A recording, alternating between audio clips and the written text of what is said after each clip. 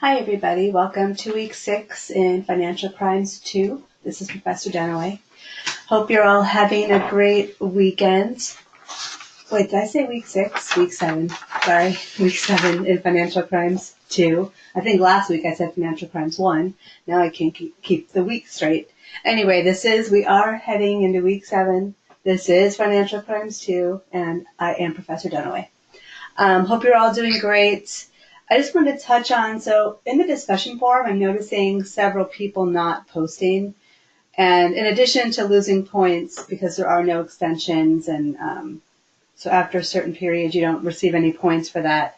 It's actually, you're kind of missing out on the benefit of this kind of course as well. I think I've had comments from students in the past that sometimes they learn more from those interactions with other students, because many times there are students practicing or working in the field that somebody else wants to go into, so they're able to pick their brain and get experiences from them, or learn about experiences from them. So I feel like, and again, in addition to not getting the points, you're also cheating yourselves by not getting the full experience of this class. So I just can't stress enough how important I think posting, following up, interacting, how important all those things are each week in the discussion forum. So just wanted to bring that to your attention because I was a little disheartened at the lack of posts the last couple weeks. Okay, so that being said, we are heading into week 7. So last week for week 6, you learned about financial investigations. There were 3 articles attached, and there was also one article we wanted you to Google to find. There was the YouTube video, and then Dr. Monroe had posted 2 videos. So after reviewing all those materials, at this point, you should be able to identify the differences between internal, external, and governmental investigations. You should also be able to discuss the role of the board of directors and the differences between in-house and external legal counsel, and also the liabilities of the individual and also the institution. And then finally, you should be able to examine the process of the investigation, including the importance of the control of documents, search warrants, and interviews.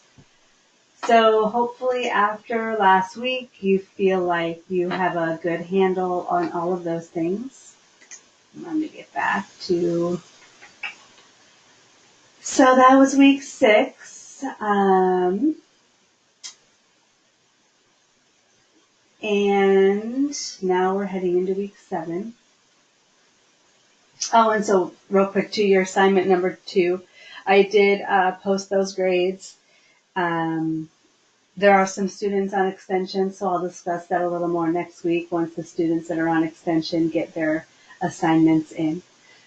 Okay, so week 7, you'll be learning about computer skills and resources to fight financial crimes. There's one article that's posted, a James Richards article, and then one video by Dr. Monroe. So if we look at the learning outcomes, things to keep in mind this week, you want to be able to identify the value of creating an internal financial investigation unit within a bank or a non-bank financial institution in the fight against financial crimes. And then you should also be able to discuss the uses of Microsoft Excel and the internet, including surface web, deep web, historical web, and the use of all those, and analyzing financial records and anti-money laundering and financial crime investigations. So after this week, you'll be able to do that. And then as I mentioned previously, in this course, week 8 is a review week. So there's no new material. Your final assignment is due at the end of week 8, which is 2 weeks from today, so the 28th of October. So there are no extensions. So you want to make sure that since you have that review week, that you're able to work ahead and get your assignment in on time, since there are no extensions for that final assignment. So I think that's everything. Not really that much to go over. So this week, you want to make sure you post in the discussion forum. And please, as I mentioned, please do that. I think it's really helpful for all involved. So hopefully you'll be able to find time to post. Do the reading. There's the one article mentioned. Oh, and that one article, the James Richards article, we only need you to take a look at pages 74 to 108. And if you click into the reading, it is listed there. So just be sure that those are the pages we want you to focus on. There's one video by Dr. Monroe, so take a look at that. And then optional office hours with me this week, Tuesday, 6 p.m. Pacific time. And then again, a reminder about your final assignment is due 2 weeks from tonight, the 28th of October, at the end of class. So I think that's it. I hope that you all have a great week. And if you do have questions, and I've mentioned this before, I know there were some email issues, but it is best to email me directly.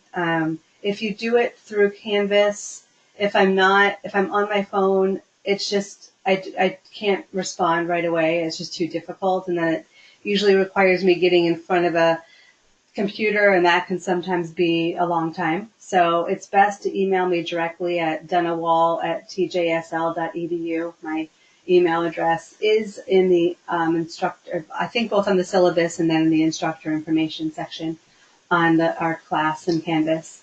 But it's much easier for me to respond that way. And even if it's a question about your assignment or grading or anything, it's much easier for me to respond, and you'll likely get a quicker response if you email me directly, because I see that right away and I can respond right away.